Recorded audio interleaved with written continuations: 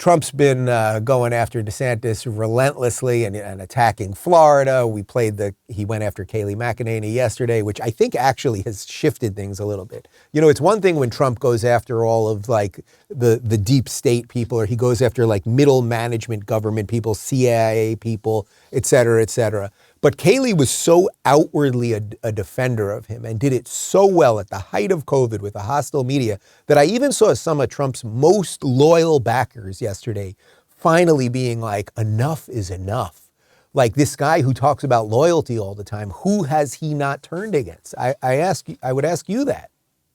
Who has he not turned against? How is it possible that everyone he's ever worked with is a sellout and a rhino and a globalist and an idiot, whether it's Christopher Wray or it's John Bolton or it's Chris Christie or it's Kayleigh? Like everybody has somehow turned against him and it's always their fault. Like it doesn't quite make sense. Anyway, DeSantis was campaigning yesterday in Iowa and somebody in the media asked him about Trump's attacks in Florida. I thought this response was pretty solid. So you talked about changing your tone a little bit with former President Trump. I don't believe you mentioned him here by name tonight, but does this mean you're going to be a bit more aggressive with campaigning against him? So look, I'm going to respond to attacks.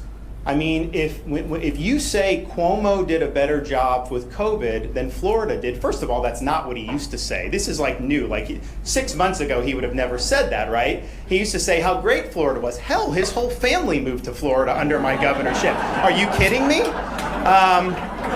So some of this stuff, I think, is, look, if someone is saying that, I am gonna counterpunch. I'm gonna fight back on it. I'm gonna focus my fire on Biden. And I think he should do the same. He gives Biden a free pass. I'm focusing on Biden. That's my focus. You know, it's not that hard to speak clearly when you're telling the truth, right? It's just as simple as that. It's not that hard to be funny when you're doing something true, to link it to what we were talking about a moment ago. But it is true. Like all of Trump's family lives here now.